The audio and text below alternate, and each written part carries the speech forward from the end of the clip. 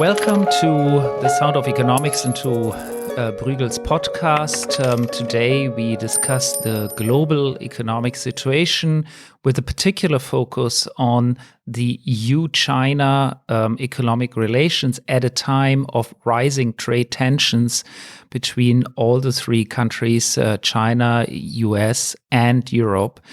We are delighted. We just had a big event with a number of very senior Chinese officials and Chinese thinkers here at our venue, and we are delighted, therefore, to now host Professor Zhang Weiwei. He is at the China Institute of the Fudan University and is, of course, a very well-known scholar on these questions. So, Mr. Zhang, thank you so much for joining us today. Thank you, with pleasure. Yeah. And I would like to perhaps ask you, what do you think are the main takeaways from our today's discussion that comes really at a very critical moment for the global economic system? I think we had a long and roving discussions on many issues relating to trilateral relations between China, EU, and the United States. And I find that we have a lot of common ground, especially on the issue of multilateralism, on the issue of open trading system. And there are differences between Chinese and EU experts on some issues. For instance, whether China is a developing country or a developed country, or the China model of development and the state-owned enterprises. On these issues, there are differences.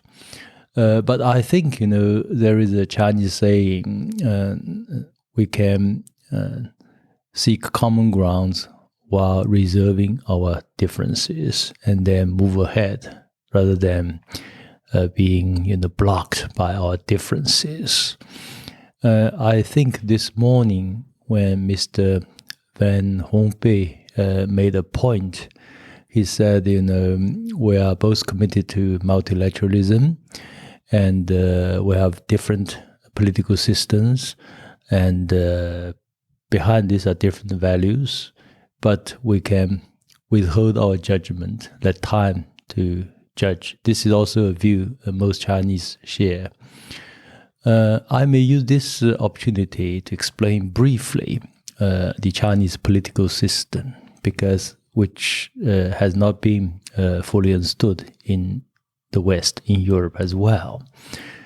The Chinese state is very unique because if you look at the size of China, it's roughly, in terms of population, equivalent to 100 European states put together.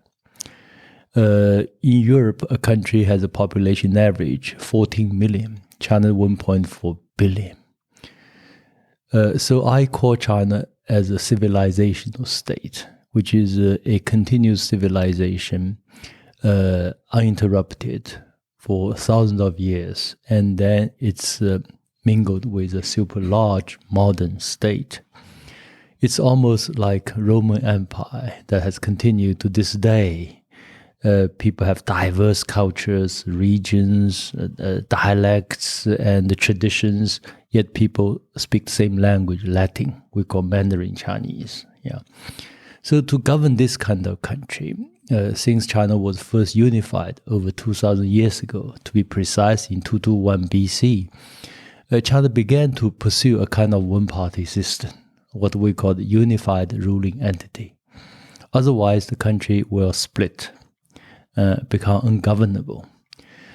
So in China's long history, the country occasionally disintegrated.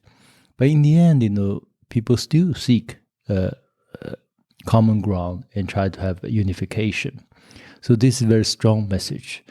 If in the West, legitimacy is about one person, one vote, and you get elected. In the Chinese case, legitimacy is about performance, about whether you can really keep the country united. Because in China's long history, this kind of unity helps China to overcome difficulties. Even ancient time, two China's major rivers, Yangtze River and the Yellow River, runs across much of China. They have floods, flooding every year. So in order coordinating, fighting against floods or flood control, you need to have a central government relatively strong. It has to go beyond provinces. So this tradition has established itself. And so now China has evolved from this tradition. So I call this a mixture of tradition and modernity. For instance, as I said this morning, we have a system, I call this selection plus election. Yeah. In the West, it's about election.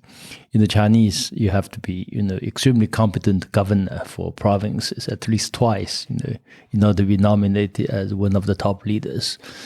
So the leadership is extremely competent. This is a general consensus in China. And otherwise, the country becomes ungovernable. Now we come to this major issue under discussion today, the trade war between, especially in the China-United States. We think, the United States under Donald Trump has made a huge strategic mistake in terms of fighting trade war against China.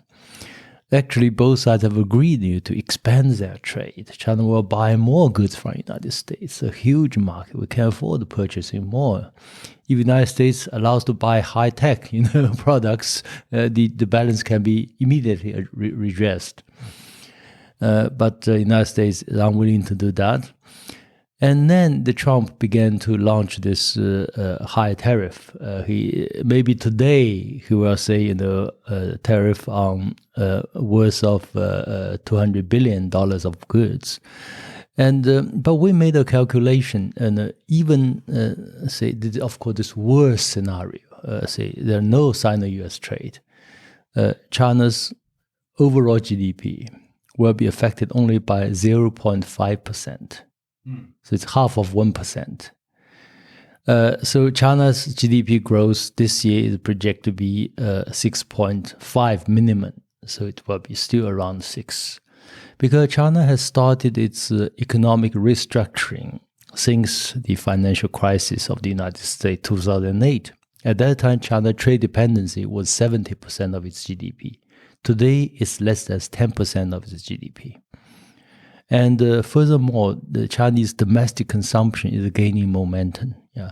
In the first half of this year, it's an increase of 70.8%, which nearly 80% of the growth comes from domestic consumption, which is remarkable, which means the early signs of the success in economic restructuring.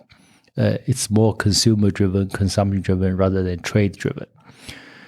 As a result, we're not afraid of this war. I think trade war is undermining the interests of both countries, or if it's Europe, the third party as well. But I think the United States will lose more. Why? Because China is becoming the world's largest consumer market. This year it will be the largest, I think, $6 trillion a year. And this is also calculated in terms of US dollar official exchange rate. If you really recalculate this in purchasing power parity, it's even much bigger. And if you look at the internet economy, it's China's mobile payment now is over 50% of the 50 times of the United States. Behind this, mainly driven by consumptions. And so I don't know, Donald Trump launched this war, but how he would put an end to this war. Right. So I think, of course, the concern that many have is that while it is true that China is a huge market and has a lot of consumption and a lot of domestic growth, access for foreign firms into China is difficult, and there is a discrimination between Chinese companies and European or US companies. there's a significant worry in a number of quarters. And by the way, there was an official statement by the U.S. Trade official Lighthizer, Cecilia Malmström, and also the Japanese trade minister, worrying about forced technology transfer when one wants to invest in China. And the economy, of course, has significant elements of state-owned enterprise and, difficulties to actually tap this consumption market to the extent European and American firms would like to do it. Now, China has been promising reforms. For example, there was the important speech in Davos by President Xi. But progress by people that are on the ground and, look at this on the ground, such as the European Chamber of Commerce, suggest that progress is quite slow. And so I think we need more time to sort that out, but people are getting impatient. So perhaps we need more patience, or how do we approach this issue? Well, as I said, China is a vast country, the size of 100 average European states. So some patience maybe is worthwhile. But on the other hand, those brave guys will be rewarded, as shown in the past 4 decades. There are now a lot of young Europeans, in Shanghai, in Shenzhen. They just came here without any whatever preconceived idea. They just come here and then start whatever enterprises, in Shanghai, in Shenzhen. And they do quite well, actually, because there are key difference between the Chinese culture and the European culture. European culture is very legalistic. Essentially, you have very clear rules before you really make investment. The Chinese culture is very much experimental and gradualist approach. I cite this example of the Chinese economic model, what we call socialist market economy. At the very beginning, in 1978, exactly 4 decades ago, when Deng Xiaoping started this reform and opening up, he did not have a roadmap, but he provides an orientation, what we call the compass, which means fighting poverty, improving people's living standards, and hopefully more market-oriented. And then 14 years into reform, with all kinds of experiments, special zones, and then a model gradually emerged called a mixed economy or socialist market. Same with now this Belt and Road Initiative. We put this grand, orientation along these roads. We promote trade, links between companies, between traders, and even digital industries. And then we don't have a roadmap, but we have this compass. So that you can promote this links and prosperity along the road. We encourage, and gradually a roadmap, a legal system will come into force. So really, the system is more rewarding to those who have the guts, and which is the case in China over the past 4 decades. Gradually, something more sophisticated will emerge. I think that this is the case. And as for reforms, China is arguably the best reformer, although it's still slow in the eyes of many people. If you look at the United States, when Obama came to power, he championed change. 8 years after his presidency, he only got one change, this medical system. And then when Donald Trump came to power, it's already abandoned. If you look at China, it's reform in each and every field, all the way, from the college examination system to state-owned enterprises, to the government service, to military reform. It's large scale reforms, and the part you mentioned only one small part of it, but it's still going on, Well, what would be your prediction for relations and the global trade relations in the coming years? I mean, what do you think? If we still think in terms of the trilateral relations between China, Europe, and the United States, China is the country that has always supported EU and Euros and European solidarity, whether the EU is in its better time or worse time. So this consistent policy. In contrast, I feel that the United States is not doing this way.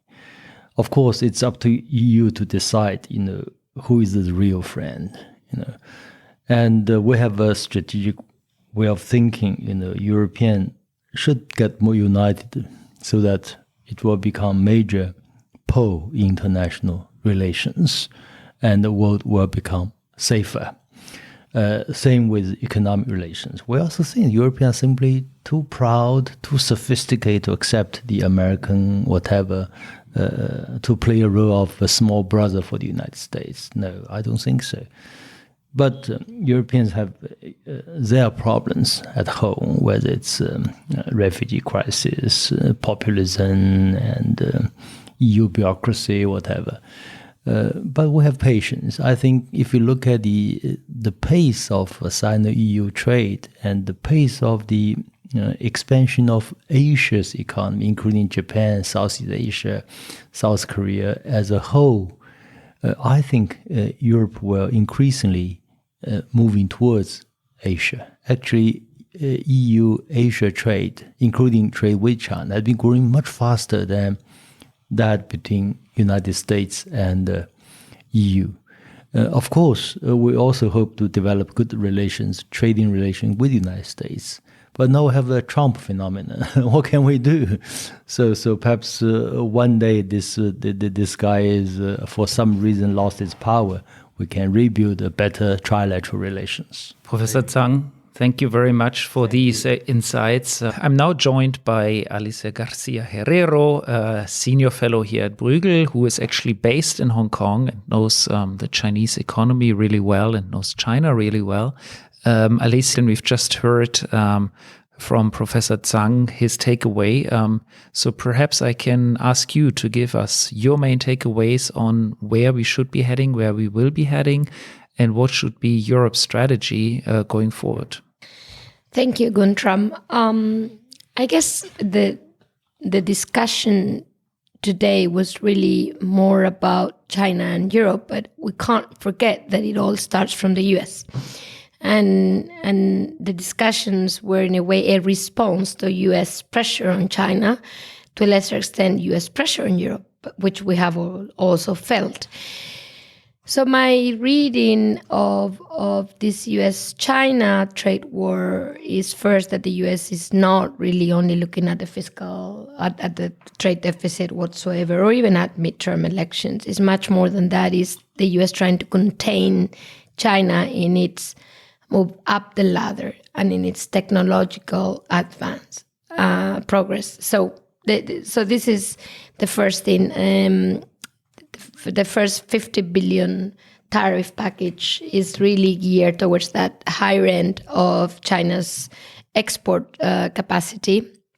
And the second 200 billion that is about to be implemented is much more about something that China really does very well, which is being the sourcing power of the world, i.e.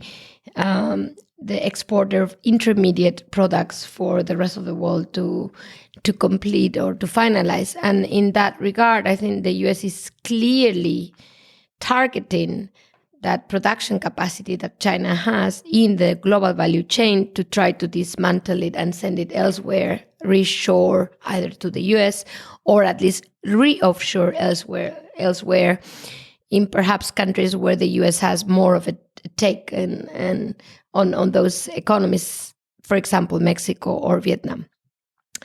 So China's reaction to that is obviously, I need to move faster. If that's what the US wants from me, the only thing I can do is to move up the ladder even faster than I would have done without the US pressure. And this brings China to us, Europe, in terms of acquisitions of technology, especially on the industrial space, which is the heart of China's Manufacturing 2025 strategy.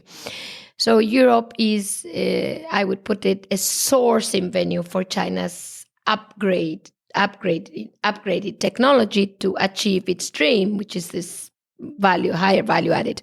So this is why China is investing more in Europe, and it's investing which kind of sectors in Europe? You said mostly industrial sectors, and why they don't invest in the US industrial sectors. Can you say a few words on that? Sure. They used to invest as much in Europe as in the US in the industrial sector. The problem is that it is radically closed now for China to invest in the US. So there's been not a single transaction, M&A or acquisition from China in the US on the industrial space this year meaning 2017, the data available, while there's been massive acquisitions in Europe. So I think this shows already where we stand as regards this trade war. Europe stands as a source for China to rush to become what the US does not want China to become. And this explains also how the US could react towards the EU. The US could argue that we're not being helpful in China's containment. And by not being helpful, this could have consequences. It could be trade policy, it could be the very surely feared import tariffs on European auto parts or any other type of measure against Europe. But I would argue that these measures in themselves could be seen as a reaction to Europe's open hands. Maybe we are not fully aware of what's happening, but I think it is helping China move up the ladder. And I think this is something that the US could consider, problematic in its attempt to contain China. So that's where Europe gets in the picture of this trade war. We could, of course, arguably we are losers of any trade war because we are a major net exporter.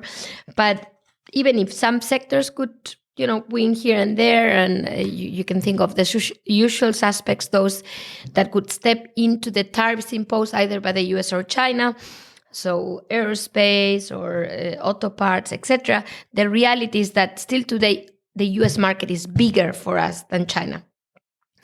And during our seminar, we heard that we should not think this way because China's market is so much bigger, because these are, the 1.3 billion consumers in the world, probably. But what really matters for European businesses today is what they see already in their P&L.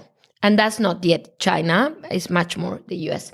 So I think beyond our transatlantic alliance, the European business, and let alone, of course, the government, but especially the business, do not yet see all of those opportunities that China claims it has for us.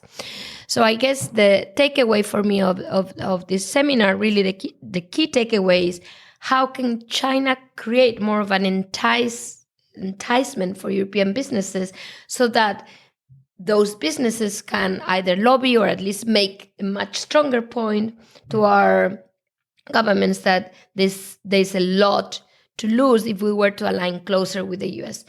But for that, really, China has to open up much faster than what we, or at least I think I have heard during our exchange of views. We still get this idea that China is still a developing economy, that, it's done a lot in 40 years. It will do more, but it will do it slowly and at its own pace. So can we talk perhaps 2-3 minutes about this opening up and giving market access? I mean, there's, I guess, various dimensions to this. One important question is, do European companies that operate in the Chinese market, do they face the same conditions as Chinese companies operating in the Chinese market?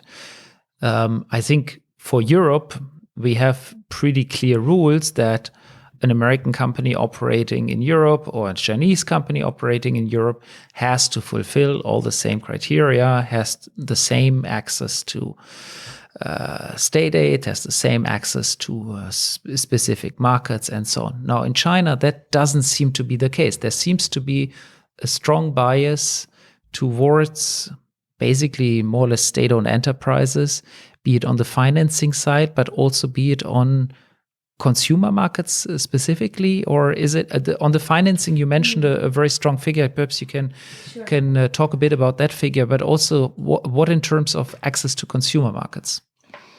Well, China's economic model is still dominated by the state on the production side of rather than the welfare side, as it could be the case of Europe. So the role of the state for us is basically provision of services to the households or to the citizens, while the role of the state in China is much more geared towards the actual production of goods to Chinese citizens and beyond, increasingly beyond, the Belt and Road Initiative being one of the landmarks of that idea of going beyond.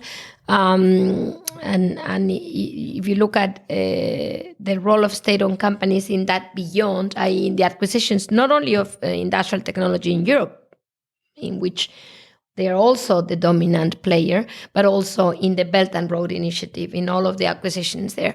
So it's really a model of state-owned production.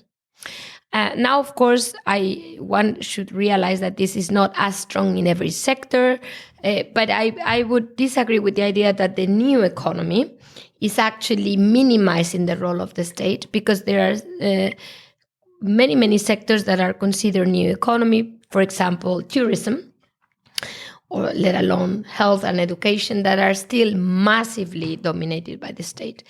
So yes, the Chinese consumer is still predominantly, and with some exceptions, ICT, digital economy, where the role of the state is less apparent directly, but they're still dominated by the state. So for a foreigner operating in China, I think the problem is not only market access, which has been, frankly speaking, it's been opening for the last 2 years, and in particular in the last 6 months as a response to the trade war, with very specific measures, the opening up of the financial sector, and even the easing of acquisitions of Chinese companies by foreigners in the stock market.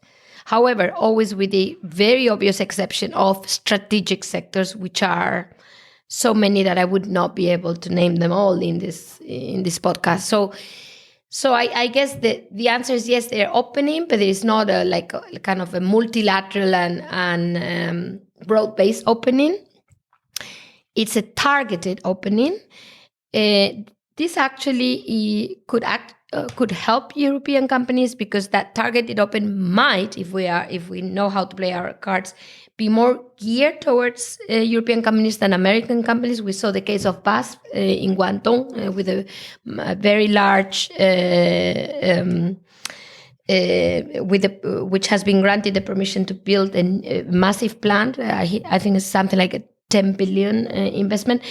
So will we hear more of those cases in which China opens in a more targeted way towards European businesses to kind of help Europe move slightly more on their side in this trade or economic war, or basically economic war with the US? Now, is that enough for Europe, though?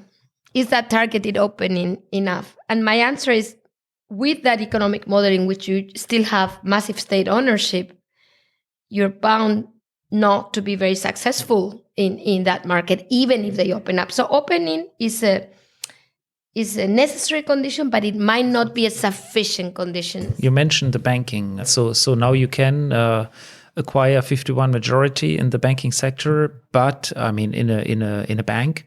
But basically, the banking sector is dominated by state-owned banks that give preferential credit to state-owned enterprises, undercutting lending conditions, making it basically an impossible market to be attractive for foreign investors. Yes, in a blog that we published in Bruegel recently, we actually show that not only is the banking sector state-owned dominated even today, 50 plus the large state-owned commercial banks, but we also have on top of that two massive development banks, China Development Bank and Exim Bank, and even many of the joint stock commercial banks and the city commercial banks are still owned to a large extent by local governments. But as if that were not enough, the numbers show that the cost to income of a foreign bank in China is double as high as a Chinese bank. And that the ROA, so the return on assets, is half that of a Chinese bank. So which kind of foreign bank will now, even if open, they're going, let alone the fact that the cost of capital for European banks and generally foreign banks are so much higher than it was before the financial crisis, and that Chinese banks are so much larger than they were before the financial crisis. So in other words, our target has become bigger, we've become smaller and weaker, and on top of that, foreign banks operating in China today make so much less money than, on average, than a Chinese bank. So this is the idea of necessary but not sufficient condition. Opening is not the only answer to why European business is hesitant still today to get into China. So much more needs to be done for us to have a real business cooperation, I'm afraid. So perhaps to conclude, I mean, it's a rather grim picture that in many respects you're drawing. What do you think will be the strategic sort of final words that I think we should be considering on this relationship? I mean, are we doomed for being squeezed in a trade war between the US and China, or how can we sort of still extract some benefits for the Europeans? I think Europe is for once in a slightly better situation than China, frankly speaking, because to be squeezed I guess this is much more about squeezing China than about squeezing us, the US strategy. So that is the starting part of the story. So the question is, how can we use our balancing power with the US and China in a way that we don't feel squeezed? I think this is the way to go. And to do that, we need to raise the stakes with China, because China is indeed cornered by the US. And I think today's discussion really reflected that fear. So as a rising hegemon, China needs Europe more than ever. It might be coincidental, it might be, it might not be because of our own power, but nobody should care about why this is the case. It's something to leverage on. Exactly. We should care about what to get out of this situation, which coincidentally puts us in the middle of this trade war, and we need to leverage from it. And I think from the Chinese side, I can't discuss much about the US side, but from the Chinese side, I do see space, because they are looking for us. They came all the way to Brussels, let's face it. They are looking for us. They want answers. They want to know what we want from them. So now we need to actually be able to state what we want from them, because this is the time for us to have this discussion. It was impossible before. I think it is now somewhat possible because of the pressure from the US. That brings us to the end of this podcast. Thank you so much, Alicia, for your clear and wise words. We will have to think further about what we really want from China, and please stay tuned to the Bruegel website, where we will publish more on this and inspire the discussion further.